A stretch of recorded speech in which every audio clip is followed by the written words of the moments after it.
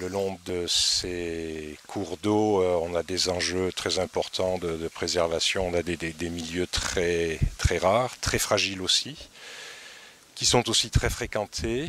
Et donc, on a des enjeux de préservation et on a aussi des problématiques d'introduction d'espèces exotiques, poissons rouges, écrevisses diverses et variées, et tortues de Floride par exemple, qui malheureusement occupent les habitats de nos espèces autochtones et souvent les éliminent, ou en tout cas réduisent leur nombre. De l'information, par de la signalétique sur place, ne pas lâcher d'espèces exotiques, mais apparemment c'est assez peu efficace, puisqu'il y a toujours... donc on a essayé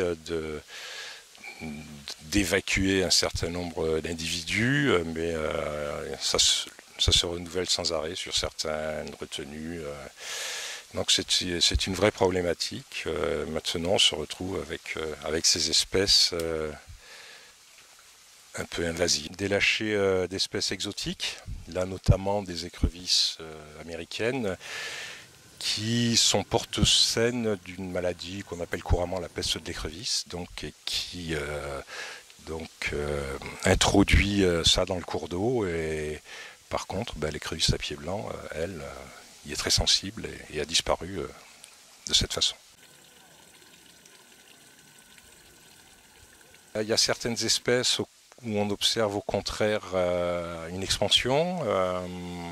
Le faucon pèlerin, qui a seulement 15 ans, était donné que sur la zone littorale, dans les falaises littorales. Maintenant, on l'a ici, qui commence à être nicheur à l'intérieur des terres.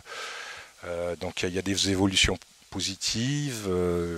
Il arrive maintenant de temps en temps de voir des vautours fauves passer par ici.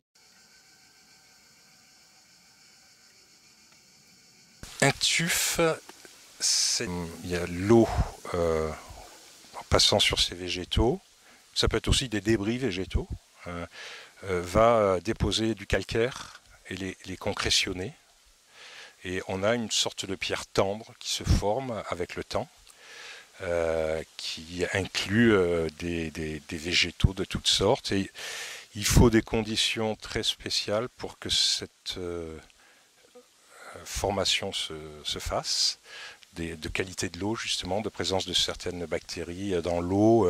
Et c'est encore un mystère, c'est que quand on parcourt l'Yvonne, on voit des formations de tuf sur certains tronçons, puis d'un coup plus rien.